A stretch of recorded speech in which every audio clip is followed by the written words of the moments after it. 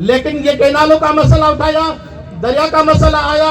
अब तो प्राइमरी का बच्चा भी गली गली में, जिस तरह पहले एमआईडी की मूवमेंट में गली गली में छोटे छोटे बच्चे होते थे, वो जिये फुटो का नारा लगाते थे, छोटे छोटे बच्चे गली गली में कहते हैं कैनाल हटाएंगे, बाद रखेंगे। वकील बिरादरी भी संदरो बदी कैनाल मंसूबे खिलाफ भरपूर एहतजाजी तहरीक शुरू करण लाइ तैयार। कराची में आल पाकिस्तान वकला कन्वेंशन थी गुजरियो, जंहिं नाले वारो अली मोहम्मद कर्द Sajjad Chandio supreme court, Abid Zuberi supreme court Pakistan, Munir A Malik supreme court of Pakistan, Kazim Maisar vice president Karachi bar association, Javed Buledi general secretary Larkana bar, Amir Nawaz Walaich सदर Karachi bar association, Mirza Sarfaraz general secretary high court bar Karachi, Rehman Korai general secretary Karachi bar association, सदर Larkana bar association, Ismail Abro, Wahid Bakhsh Narejo advocate high court Karachi, KB Soomro advocate Karachi समेत पाकिस्तान जी समूरन इलाकन में वडी अंग में वकीलन शिरकत कई। वकील कन्वेंशन में पूरे पाकिस्तान का आयल वकीला क़यादत पाकिस्तान जी हर एक बार जा सदर ऐं जनरल सेक्रेटरी पिण मौजूद हुआ। उन मौके ते अगवान खे खिताब कंदे सिंधु ते 6 नवा कैनाल अड़ण वारे मंसूबे खे मुकम्मल तौर रद्द कंदे पंहिंजी एहतजाजी तहरीक खे वधीक तेज करण जो ऐलान कयो आहे।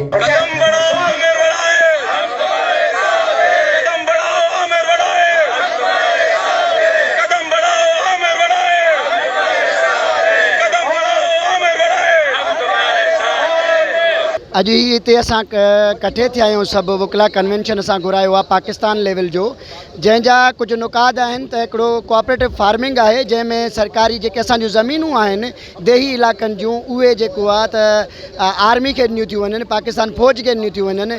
ऐं ॿियो आहे 6 कैनालनि जो जेको आहे हिननि जो आर्डर पास थियो आहे। लिहाज़ा इन्हनि जे ख़िलाफ़ु असां हिते जेको आहे सभु वकील कठे थिया आहियूं।